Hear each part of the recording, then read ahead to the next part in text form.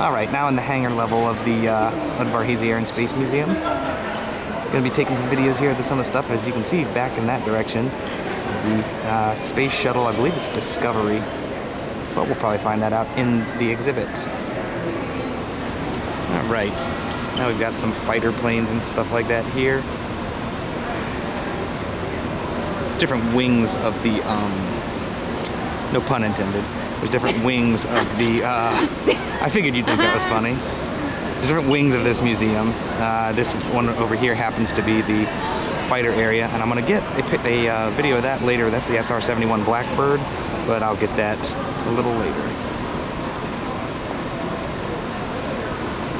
There is the SR-71 Blackbird, one of the completely most insane creations of aviation history. One of the highest flying, fastest flying aircraft of all time.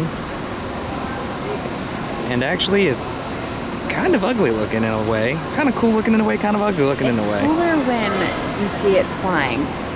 Yeah? You've seen one of those flying? Yeah, you've never seen one of those flying. No, but I'm saying it would be. Oh, okay. There's the Tibbetts plane right there with its mouth open. Oh, God. Now, this stuff is actually more to my taste. That right there is an Air France Concorde.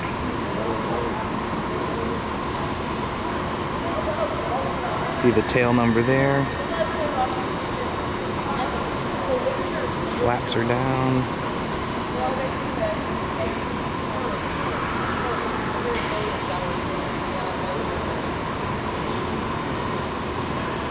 Virgin Atlantic glider. Can't remember what it was called, but that's what it is. And then this is a Boeing 707.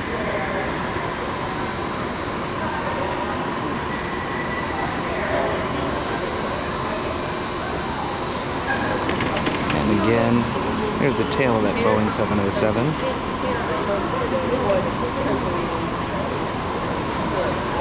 Right up there is a King Air. Right there. Then over here is a Pan Am, I think it's a DC-3.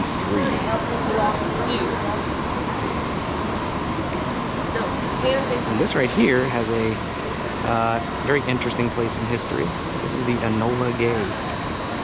Enola Gay was the very first and only aircraft to drop nuclear bombs on an actual city to kill actual people.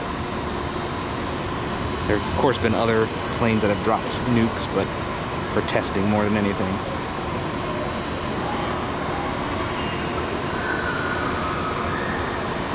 Here's a story of the Boeing B-29 Superfortress Enola Gay.